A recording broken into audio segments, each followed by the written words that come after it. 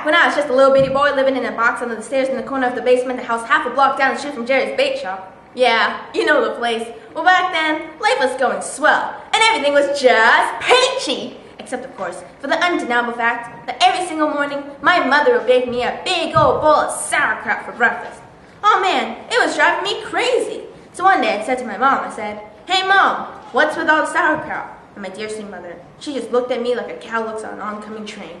And she leaned down right next to me, and she said, "It's good for you!" So she tied me to a wall and stuck a bun in my mouth and force-fed me nothing but sauerkraut until I was 26 and a half years old. That's when I swore that someday I'll break out of that basement and travel to a magical faraway land where the sun is always shining, the air smells like warm root beer, and the towels are oh so beloved. Well, let me tell you people, it wasn't long until my dream came true, because the very next day, a local radio station had this contest to see who could correctly guess the number of molecules and land in me moist butt.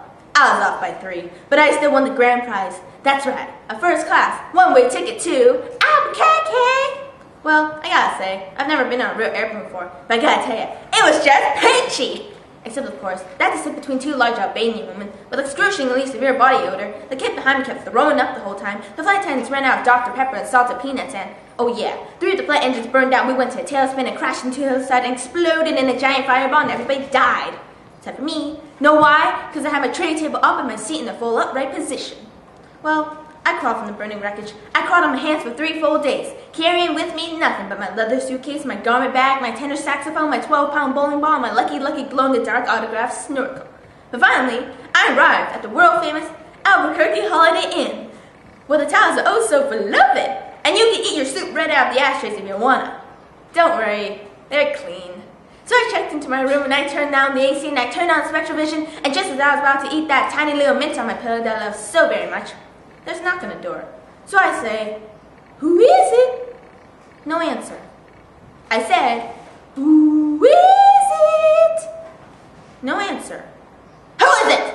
They wouldn't say anything, so I decided to go over there and open the door myself. And just as I suspected, it's a big fat hermaphrodite with a flock of seagulls haircut and only 1 nostril. Oh man, I hate it when I'm right. So he burst into my room and he grabbed my lucky snorkel, and I'm like, "Hey, you can't take that. That snorkel's been just like a snorkel to me." And he's like, "Tough." And I'm like, "Give it." And he's like, "Make me." So I'm like, "K." So I grabbed his leg and he grabbed my esophagus and I bit off his ear and he chewed out my eyebrows and I took out his appendix and he gave me a colonic irrigation. Yeah, you better believe it.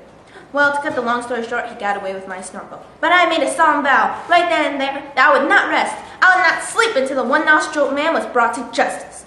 But first, I decided to get some donuts. So I hopped in my car and I drove over to the donut shop and I walked up to the guy on the counter and he's like, "Yeah, what do you want?" So I said, "Got any glazed donuts?" And he says, "No, what are glazed donuts?" So I said, "You got any jelly donuts?" And he says, "No, what are jelly donuts?" So I said, "You got any Bavarian cream-filled donuts?" And he says, "No, what are Bavarian cream-filled donuts?" So I said, "You got any apple fritters?" And he says, "No, what are apple fritters?" So I said, "You got any cinnamon rolls?" And he says, "No, what are cinnamon rolls?" So I said, "You got any bear claws?" And he says, "No, what are bear claws?" So I said, in that case, what do you have?" And he says, "All I have with me right now is this box of 1 dozen starving, crazed weasels." So I said, "Okay, I'll take that." So he hands me the box and I open up the lid and the weasels jump out and immediately latch onto my face and they're biting me all over the So I think that's when little ditties start going through my head. It went a little something like this. "Ah, get mommy, oh my god, get mommy, ah!" And I ran out the donut shop like a constipated weenie dog, and as luck would have it, that's when I ran into the girl of my dreams. Her name was Zelda. She's a calligraphy enthusiast with a slight overbite and the hair the color of strained peaches. Oh, I'll never forget the first thing she said to me. She said, "Hey, you got weasels on your face." Oh man, that's when I knew it was true love.